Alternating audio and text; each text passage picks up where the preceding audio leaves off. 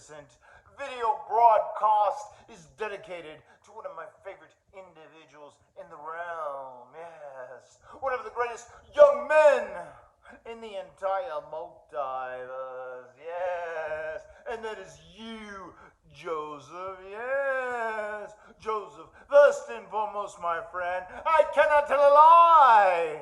I have heard so many absolutely wonderful things about you from your fiancée Heidi. Yes, I know you, my friend, are an enormous Broken Matt Hardy fan and a true subscriber to my Broken Brilliance. Yes, I, Joseph, shall be eternally grateful, my friend. Yes, and I know you also do a YouTube show about pro wrestling. It is called Fawn to Fawn, Heat and Receipts, and I have heard that it is absolutely delightful. Yes, but Joseph, I have also collected some very other important intelligence. Yes, and that is that your day of birth, it is rapidly approaching, my friend. Yes, on December the 18th, your day of birth occurs, but it is no average, ordinary, run-of-the-mill birthday.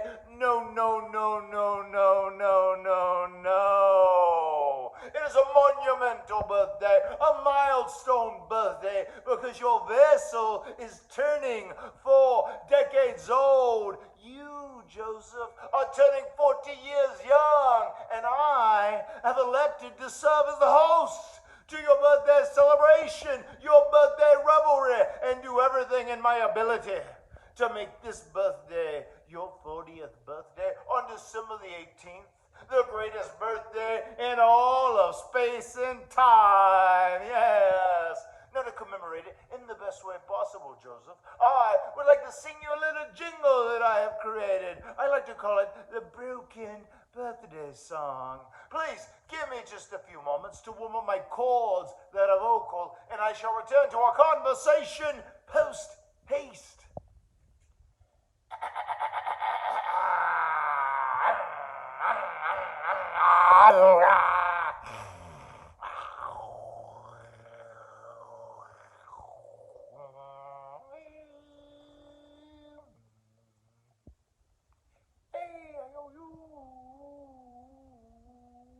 Perfect! Now I'm ready to sing with absolutely angelic melody. Happy birthday to you. Happy birthday to you. Happy birthday, dear Joseph.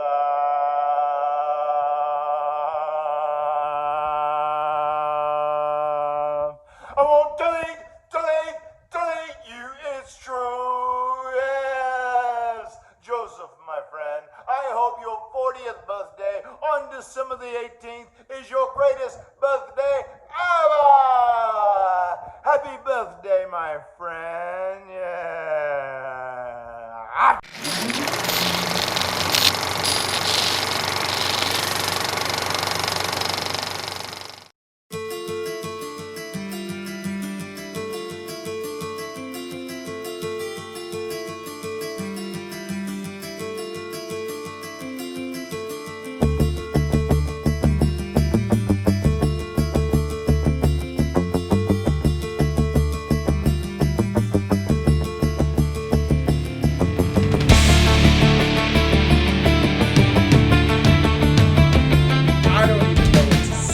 Besides, wow, amazing way to kick off Heat and Receipts tonight.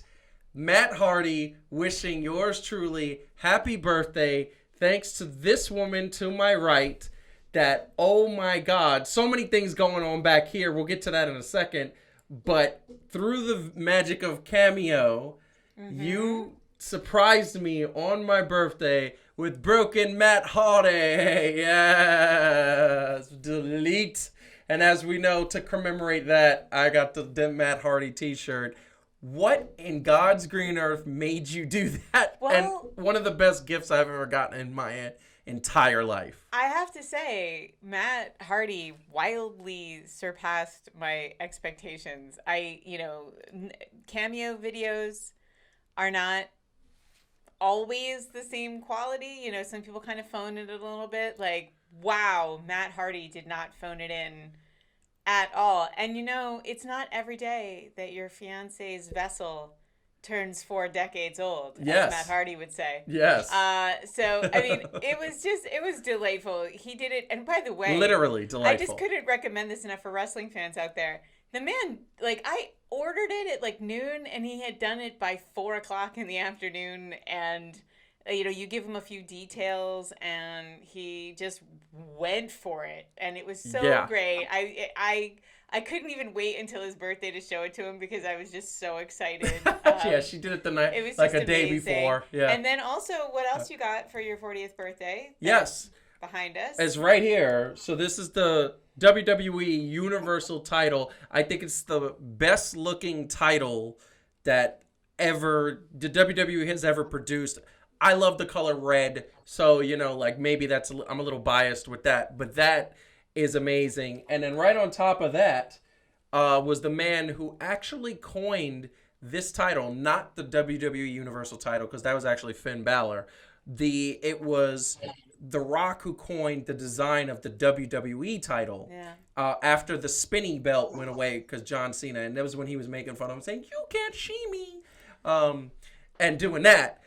But I can't tell you how much that gift was amazing.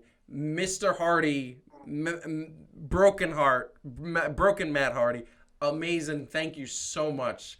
I'm going to tag you on this, and hopefully we're doing you proud with this show because we are going to get into a whole bunch of wrestling. Calvin, who is the third host of the show, what did you think of that, my man? What did you think of Matt Hardy coming all the way to us from Washington State? What did you think of that, man? Oh, you know what I thought of it. Had my jaw open. I was drooling a little bit. It wasn't even cute, the response that I had. But hey, you know what? Well deserved for you know all that you put in. I think y'all kind of y'all mirror in ways. You know, you and Matt Hardy. Really? Explain that to me, please. You've known me for 20 years, so you of all people would know that. You've reinvented yourself a lot. Heidi's like your Rebe. Is that her name? Oh yeah, I think his wife Reba. I believe. Reba's McIntyre. That's Rebby. My bad, Reb. Yes. Hey. No disrespect. But you know. I mean, I'm gonna tell you right now. I literally was blown away, and yeah, you're right. He didn't phone it in. He went in. I mean, honestly, everybody should go and get a cameo video for Matt Hardy. Like, that is the best money you will ever spend, and it's so great. You can really tell there are wrestlers that are in it for themselves, and there are wrestlers that are in it for the fans, and like, wow, are the Hardy brothers and Matt in particular really in it for the fans. Yes. Now we got to get Matt to say the bottom line at least 13 times. That's my saying. The bottom line. Well, actually, Stone Cold. We love Stone Cold too. We love Stone Cold too. But the bottom line, I say that, and we have a drinking game on here in case you guys don't know. You're watching this. Yes. For how many times I say the bottom line, or that being said, you take a drink of something that you're drinking. That is what it is. But we are going to get right into it, but if you can, like and subscribe to the channel, like the video, subscribe to the channel, and share this with all wrestling fans. That was so amazing. An amazing way to kick off this special edition of Heat and Receipt. And it's special because we just had a pay-per-view, and that is WWE's TLC. Headliner was Roman Reigns versus Kevin Owens. It was also Randy Orton versus The Fiend. And I think we had a bunch of shocking moments. And I think that this pay-per-view, for the most part, I thought it was a good pay-per-view. It was one of those pay-per-views that was just really great matches. Actually had some pretty good storyline. A surprise of Charlotte coming back, which was amazing. But the thing that definitely, I think, didn't, sold it short is that it was so predictable. We went, I think all of us went 7 for 7 on predictions of how this was going to end. We knew New Day was going to lose the belts. It was about time. We knew that Charlotte coming back, and you heard that ahead of time, that it was about time that Shayna and Nia were going to use the belts. And then everybody else kept the belts. Everybody else kept the belts, and you saw it. And first things first, I'm going to get everybody's opinion on what they thought. Heidi, ladies first, what did you think about the TLC pay-per-view? What did I think about it? So it was entertaining. Like, it was lively. I thought some of the wrestling was very good in a lot of the matches. I loved actually the Hurt Business and the New Day. I thought that was a really good match. Interesting and like really well wrestled. Yes. I am, and you can kind of see my shirt. Here, wait, I gotta go this way. Mm-hmm. Charlotte. I'm a huge Charlotte Flair fan, so I'm never going to be unhappy however you bring Charlotte Flair Wait a second.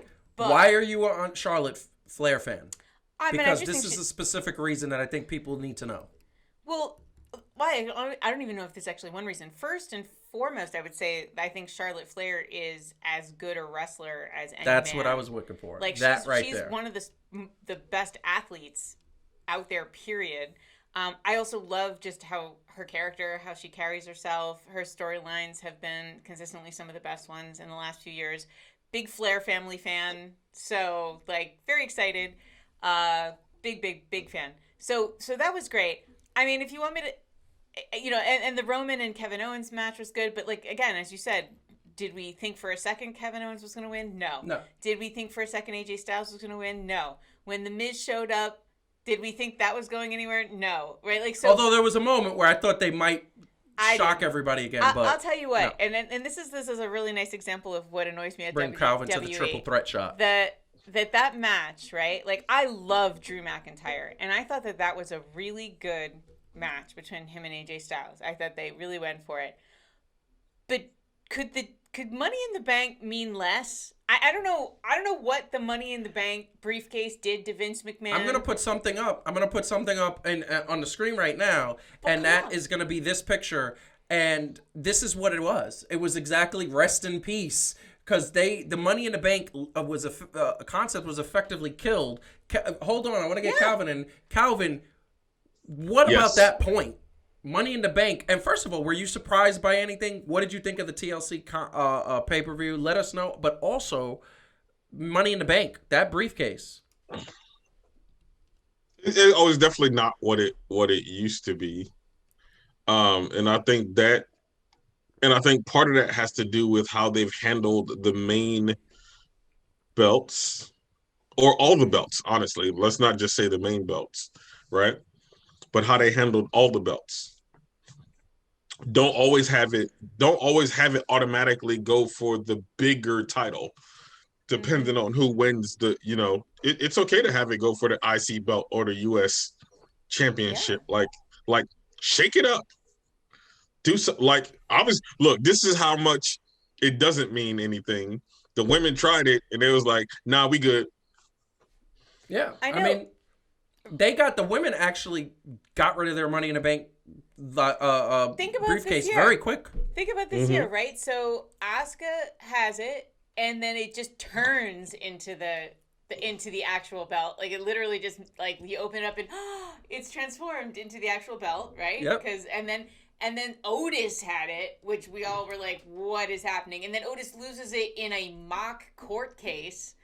And then now he lost it in the match. He lost it. The court case turned into the match, and then he lost it because his friend screwed him over. And by the way, we didn't see that rivalry materialize. His friend left. But what was this mock court case? I feel like it's turning into the 24/7 championship. And the reason that's okay is because that's R-Truth's belt, and we all love R-Truth. But we don't need another gimmick. Did you say the WWE didn't follow through on a storyline? They didn't. Aren't you shocked? Shocking. I am shocked. And appalled. Unbelievable. Just how dare you accuse them of something like that? Jesus. Woo! They don't. It's just like he hit his best friend, cost him the opportunity of a lifetime. We haven't seen him since. No. And then was out. He's out. But the thing that I'm going to say is that the matches were actually pretty good. Yeah, the matches were good. The one moment in the AJ Styles and Drew McIntyre when they were climbing, I was like, you know what? This made this match a little unpredictable.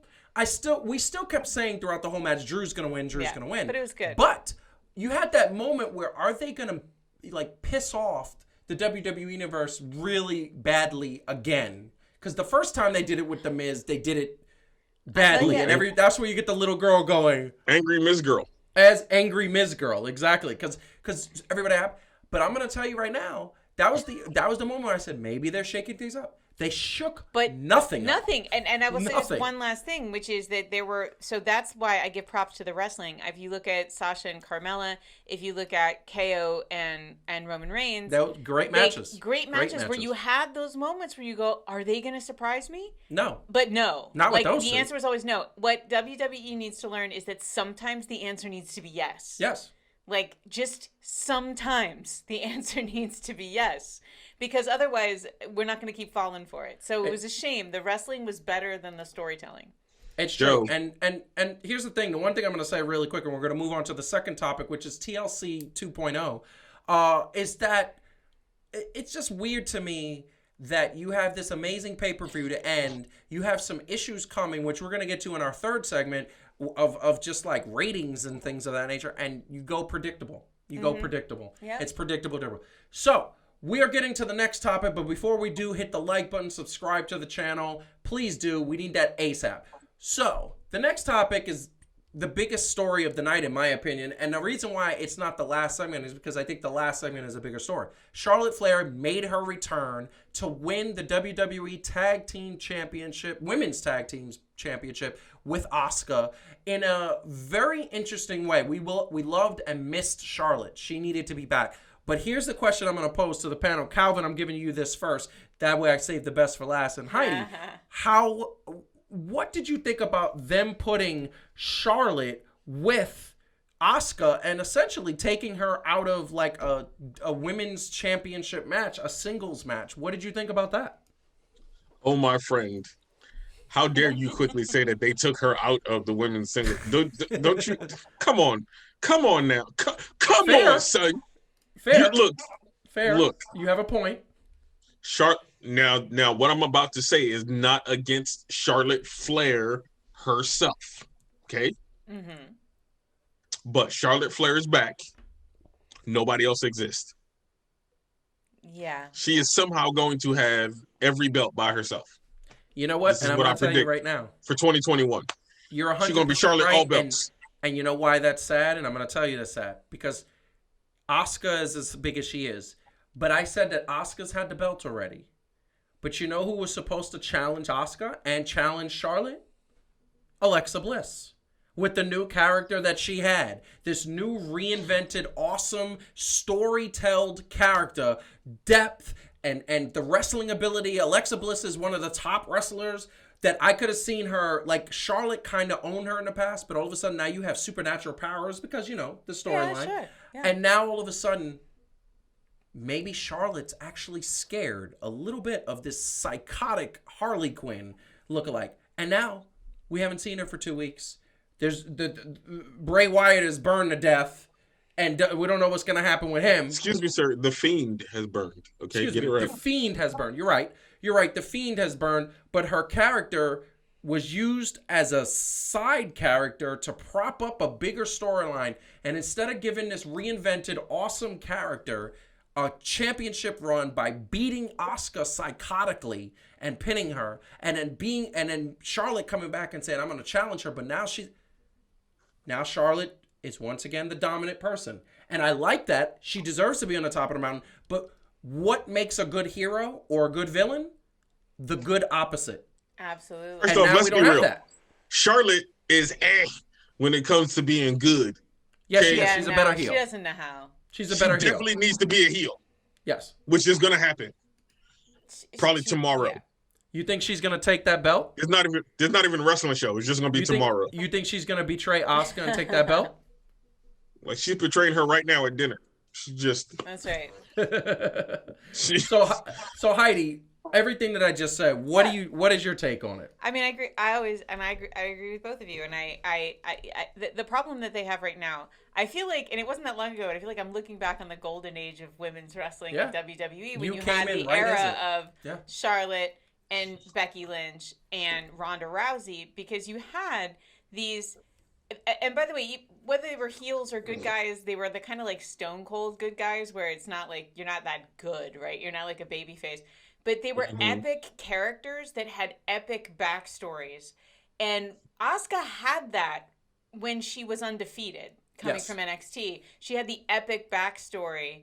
And then she lost that. And I don't think they've found a great way to tell Asuka's story ever since then. I don't think Nia Jax has an epic backstory. If you made her a part of Roman's stable, that could actually give her some interesting backstory. That could give her some... I think Alexa Bliss, to your point, was on the way to building an amazing backstory. And now what's going to happen with that? But that's the thing. Like, the women at the top need to be... Like, you need to care. They need to have these, like, larger-than-life characters. We had that. It was amazing. And now everything feels like a sad attempt at that. They need to get back to that. And I agree with Calvin. Right now, it's just Charlotte. She's the only one that fits that mold. Yep. If they're going to screw up Alexa, that's it. You know what's funny about that? We don't even have, throwing a triple shot up here, but we don't even have a backstory of Asuka. No. As great as she is. We have a backstory of Bayley and Sasha because we've seen how many times we've seen NXT and Sasha being 17 and trying out. And we have that backstory of Becky Lynch because her family. We have the backstory of Paige because she made a movie of it. Yeah. Okay. Well, Paige likes to make movies. We don't have a backstory of Asuka, who is top 5 wrestler in the world. There's not a persona. Well, you know? Asuka's backstory is her coming from Japan. Wow. So she was already... That's deep. It was already like known, right? This is the thing about her being with NXT. See, this is where I feel like this is why I was so upset when they did what they did and kind of burying her at the quote unquote, you know, main roster, was because, and it wasn't necessarily that they built her to be like a Bill Goldberg type undefeated, right? But she was coming in, she was competing, right? They signed her. They was trying her and testing her, and they put her in some pretty good predicaments down at NXT. And 914 days. Yep. Right. Undefeated. 914. Now, and some of that, right, you got to see like, oh, snap, Asuka might be turning bad, right? Yep. But she was kind of protecting that and all that other stuff, but nothing was given to her. She had to fight these matches, even with Bayley and Ember Moon and Nia Jax. Yeah. And all of this, and and they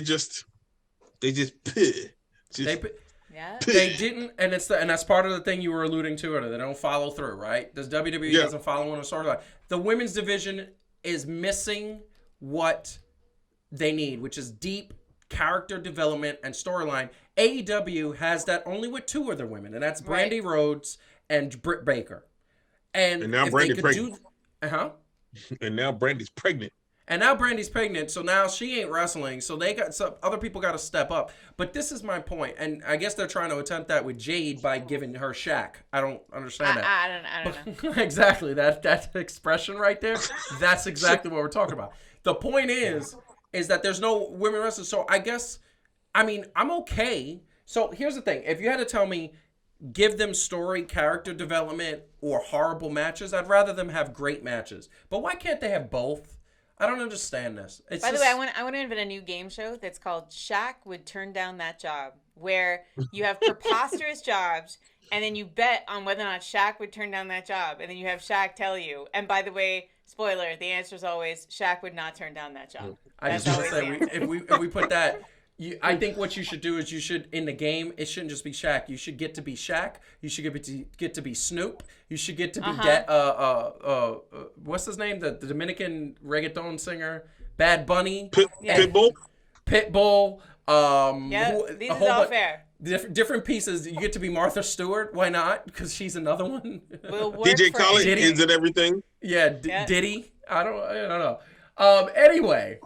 So, the thing that I'm just going to leave up there is that we love Charlotte coming back. Yeah. And Charlotte is the best women's wrestler in the world. She is the best. She is going to break Ric Flair's record, I think. And I think the reason why they put her in the tag team division is to give her a title, but without her getting closer, so that way when she get over the next 2 to 4 years, they could tease that she's going to break her father's record. I see that's happening. However, knock on wood, let's hope this is wrong. Well, father may not have that many years left, so they might want to get on that storyline as quick as possible.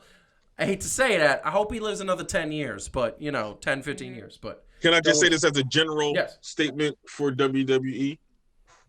I mean, we talked about the writers. Like, I swear they need to sit down and redefine something, right? Yeah. What type of wrestling program do we want to have?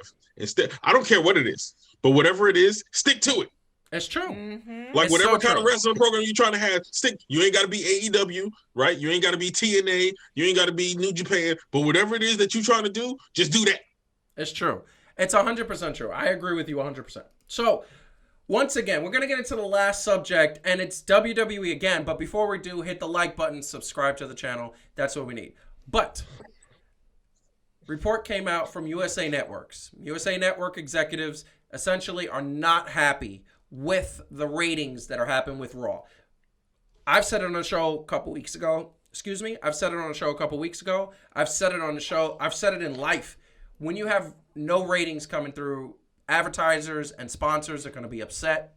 And this has never been a problem for WWE. Raw has always pulled in 3, 4, 5 million people. And as long as you're getting those type of numbers, your program is safe, especially coming off of USA. I think highest rating shows they get is 2 million, 3 million. Raw always superseded that. Guess what? 2 weeks ago, 1.56 million. A week ago, the go-home show to TLC, 1.51 million. AEW beat them a couple weeks ago with their Sting show, and I think USA executives have been really upset about that. The thing that is interesting about this is that USA Network executives reports coming out saying that they want more adult content. I agree with that, but they also need character development and storyline follow through. It needs to go back to the days where a storyline on multiple levels was affecting multiple things and hidden things. So I bring this to the panel. So the USA Network executives are unhappy. The ratings have tanked. They're not doing the numbers they're in. Does anybody here on this panel, and I'm going to throw it out there, whoever wants to go first, go first. Does anybody think that they're going to get canceled? Because if they go below 1 million, they might get canceled. What do you think? Well, yeah. Go ahead, Calvin.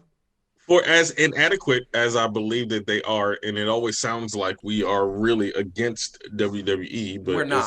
it's hard to overlook some of these glaring things that just make you go, ugh. I don't think that they would allow themselves to really get that low. Really? So Well, that's I don't believe obviously that why they set some stuff on fire. I mean, like, this is the thing, though. Like, if they get scared, and then they bring Charlotte back and set things on fire, and it's like, well, that was exciting for 5 minutes. Yes, but here's the thing. Their answer right now, I just announced at the top of the Raw show tonight, is that the first show, WWE Raw of the new year, I think it's January 3rd or something, it's going to be Legends Night. And all we're going to see is a bunch of wrestlers that aren't wrestling, that aren't developing any storylines, that are going aren't to doing walk anything. down the ramp like they did for Undertaker's 30th that we all enjoyed so much. Yeah. That's what it looks like. I mean, I don't understand it. Like, I don't understand why is it so hard to understand that their characters and their storylines are stale. I'll tell you what. Here's what I'd say in a summary sentence. Here's the problem with WWE. It's storyline, it's characters, all that stuff, but the bottom line is I can not watch Raw on any particular week or not watch SmackDown and tell you what happened without knowing anything about it. I can go, well, this person probably fought this person, and there's probably a promo where this person said basically this to this person, and then this happened, and I can be about 90% right without watching the show. That makes sense. That is the biggest problem that WWE has. Predictability. I know exactly what's going to happen all the time. I'm usually not happy with it, by the way. But the worst part is just that I know. Yeah. And I feel like I watch AEW.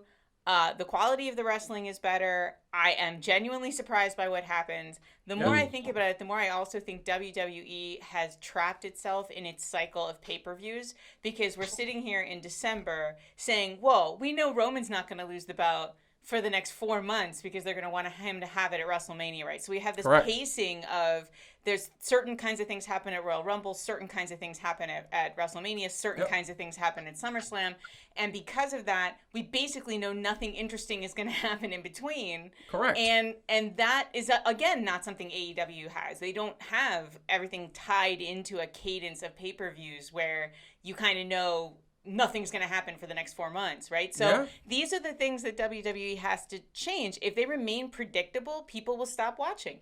It's true. I want to say that the perfect example of that was AEW and Jon Moxley. That journey. You said to AEW, Jon Moxley, I thought he was going to lose the title to Lance Archer because they built him up so much. He didn't. Right. I thought he was going to lose the title to Eddie Kingston because there's a history, and Eddie Kingston's had some really great promos leading up to that. Really good. He didn't.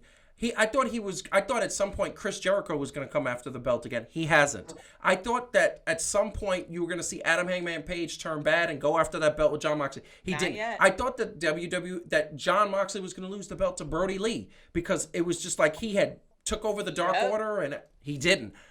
The only predictable thing, as I said, he has to lose it to Kenny Omega. But that wasn't even a pay-per-view. No, and that wasn't a pay-per-view. That was the regular show. That was a regular show, and probably the most monumental title change that's happened this year, and it was a regular show. This is what I'm talking about. Like, exactly, Calvin. Surprising. And that's what I'm...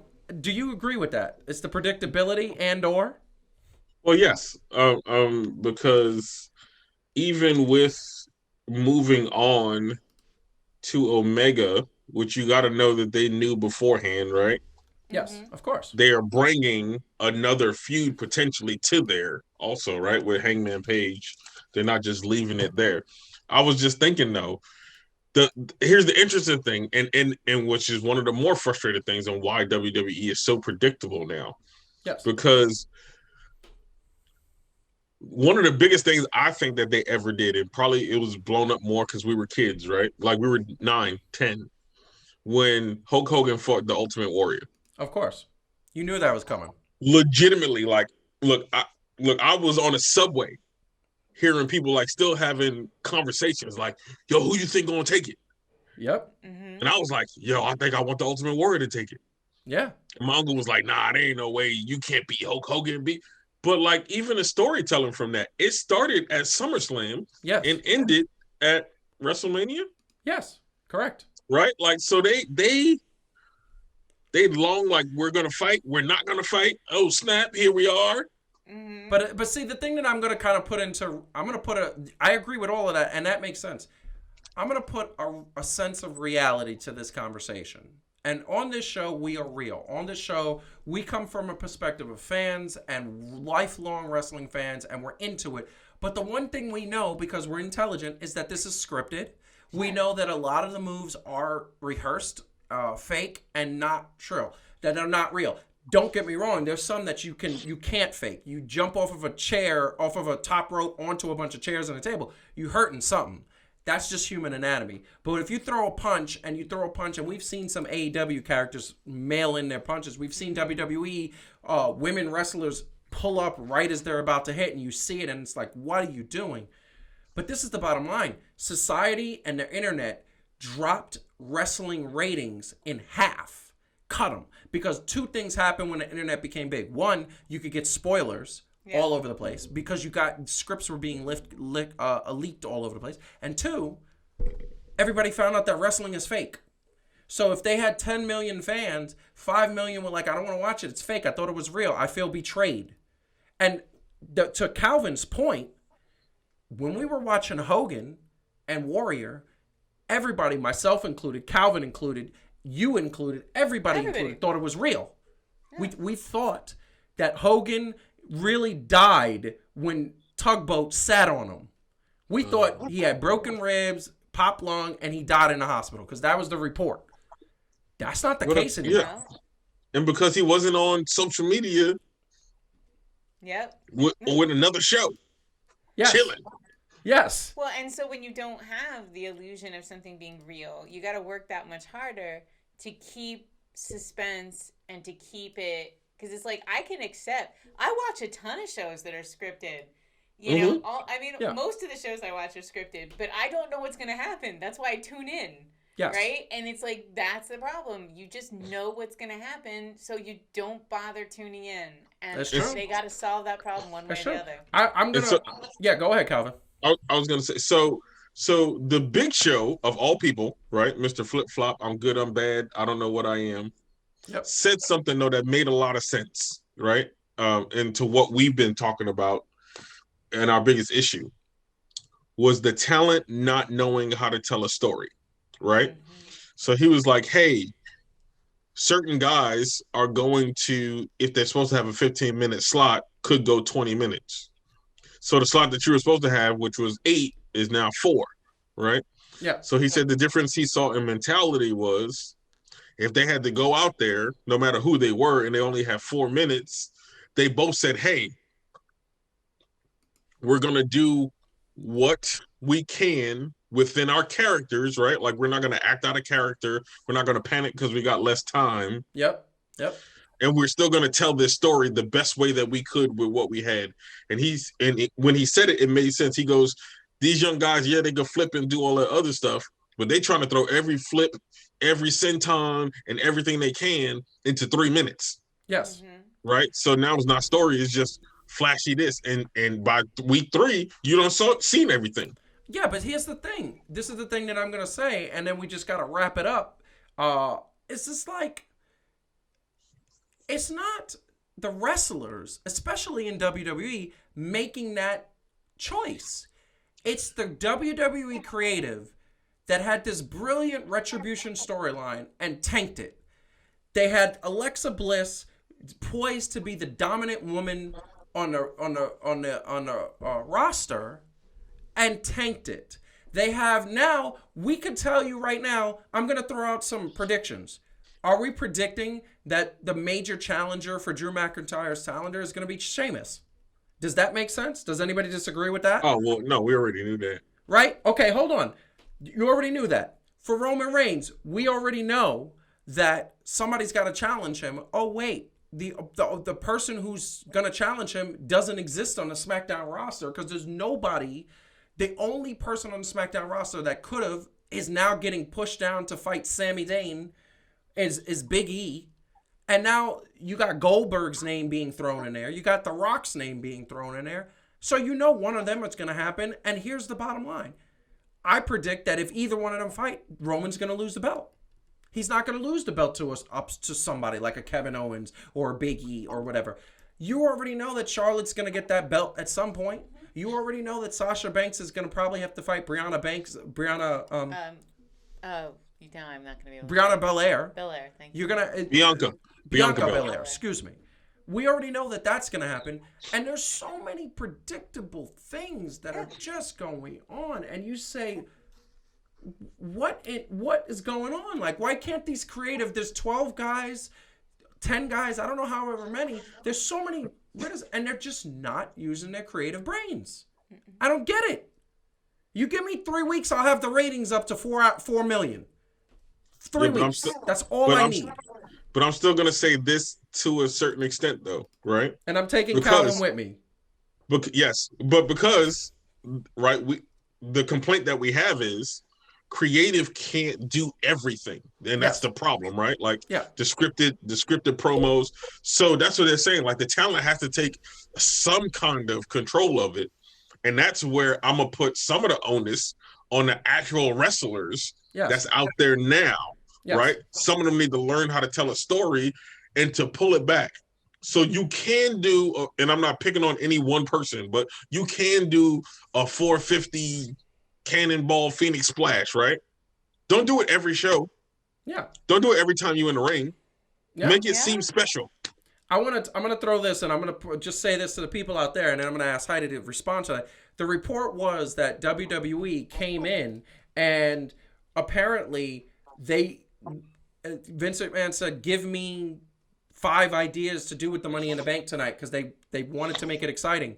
He looked at all 5 ideas, trashed them all, and said, we're going to go with what they went with. That's the problem.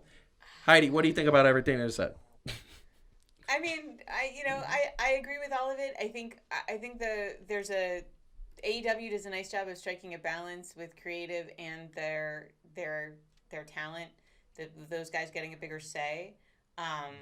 I also just think at the end of the day, if you're choosing people who can't, I agree with Calvin, but I also think if you're choosing people who can't deliver on that storytelling as, let's face it, actors, because that's a part of the job, then you're not hiring well. And shocker, Vince doesn't always hire for the kind of dimensions of talent that we all think are important. There's some pretty deeply terrible actors on the roster, and they're deeply not terrible tell actors, well. Performers. Dana Brooke, we saw that match to start off Raw, and Dana Brooke messed up about 7 moves in a row. It was ridiculous. Calvin, please let us know. We are getting out on this because today was a little bit of a long episode because there were so many big things. Matt Hardy kicking off our show. Calvin, let us know what you want to tell the people. You know what? For the first time ever, I'm going to take my own advice that I heard somebody say, less is more. We love you. Thank you for tuning in to Heat and Receipts. Have a Merry Christmas, guys. Hope you enjoy time with your family. We're doing it big. Happy birthday again, Joseph. And we love you here from fan to fan, Heat and Receipts. Love it. Heidi? I second that. Happy birthday, babe. Very excited about your vessel turning 40. 4 decades old. And again, just a big thank you to Matt Hardy. Just amazing. And people like you make us the kinds of devoted fans that we are. So, yeah, because you know what's funny about Matt Hardy? He actually knows how to tell a story and put on a show and perform and all that good stuff. Like, will we all agree? We agree that? Yes, his performance on the cameo video was better than anything else I saw last night. So yeah, 100%. Well, the one thing I will say, Roman's performance is Roman is fantastic. Roman Reigns is doing a great job right now. That's finally, right? Yeah. But want to thank everybody for tuning in. Definitely hit the like button and subscribe to the channel. Like we said, we are going to keep doing Heat and Receipts because we're wrestling fans. I want to put a disclaimer out there. We actually love WWE. We watch the product and we are there. I actually love their memorabilia to the fullest. Yeah. However, we expect better, okay? Because this is like the flagship, and for some reason they're not living up to it. So we want everybody keep watching WWE, keep watching AEW, keep watching Impact Wrestling, keep watching Ring of Honor. Which, by the way, we got to hit on some Ring of Honor. In the near future, that is going to happen. And any wrestling you can get in your hands on. But this is Fan to Fan presents Heat and Receipts. We're going to keep bringing you all the matches, all the takes, and we want you to keep watching. Thank you very much. Be safe. Be happy. Merry Christmas. And we will see you next week.